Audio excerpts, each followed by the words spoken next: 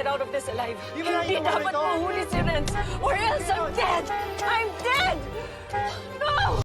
Sa pag-uwi nila Matt at Christina ay tinanong niya kung maniniwala sila sa mga sinasabi ni Vanchi na giniit ni Matt na pakiramdam niya ay nagsasabi ng totoo na sinabi naman agad ni Christina na ramdam niyang nagsisinungaling na naman si Vanchi para protektahan ang anak niya na pareho silang mag-ina na sinungaling. Sinasabi lahat ni Christina ang mga bagay na yun para maibaling ang sisi kay Vanchi na giniit pa niyang kailangang pamanmanan ni Matt. Pinaliwanag naman ni Matt na iba na ang pakiusap ni Vanchi kaya naniniwala na siyang walang kinalaman na hindi niya alam kung sinong tumutulong kay Renz, sabay nanindigan siyang kung malalaman niya kung sino ang nasa likod ng pangingidnap ni Renz ay sisiguraduhin niyang magbabayad ang taong yun, sabay umalis na siya kaya napatunga nga si Christina.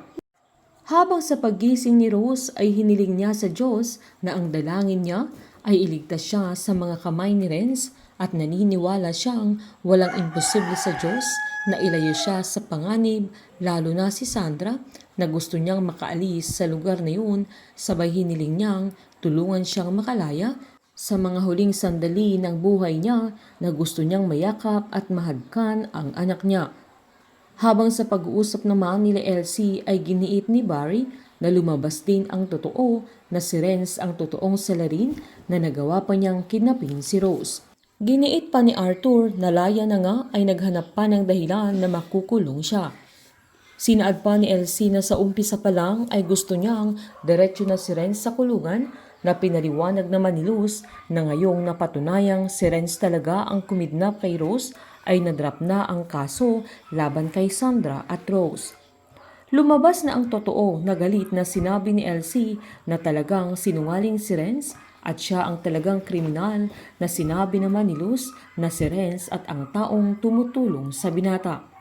Habang namimilipit na si Rose sa sakit ng ulo niya na agad namang pinuntahan ni Renz at sinabing lumaban siya at kaya niya, sabay minasahe ang ulo niya pero wala nang nagawa pa si Renz dahil malala na ang cancer ni Rose kaya hindi na tumatalab ang mga painkillers na binibigay niya dito. Habang nag-aalmusal naman sila Sandra at Gwen ay nakita ng dalaga ang video sa hideout ni Renz na agad niyang pinakita sa ate niya kung alam niya ang lugar na pinakita sa kanya ni Rose.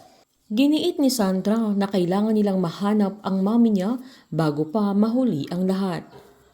Habang tumawag naman si Renz sa doktor at sinabi niya hindi na kinakaya ni Rose ang sakit ng ulo niya na humingi siya ng reseta para sa inflammatory drugs na kailangan ni Rose pero nanindigan ang doktor na hindi niya pwedeng gawin yon. Sinabi ng doktor na kung gusto niyang tulungan si Rose ay kailangan na niyang dalhin sa ospital at sumuko na rin ang binata. Mas nagalit si Renz at hindi niya gagawin ang payo ng doktor sa kanya.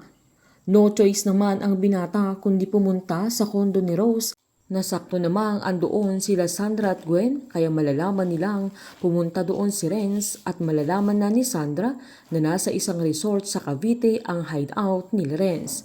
Painit ng painit ang mga tagpo, sabay-sabay po nating subaybayan ang advance episode at ang huling 3 gabi ng Unbreak My Heart dito po sa aking channel. Patuloy lamang pong manood at mag-subscribe para ma-update po kayo sa mga susunod na episode.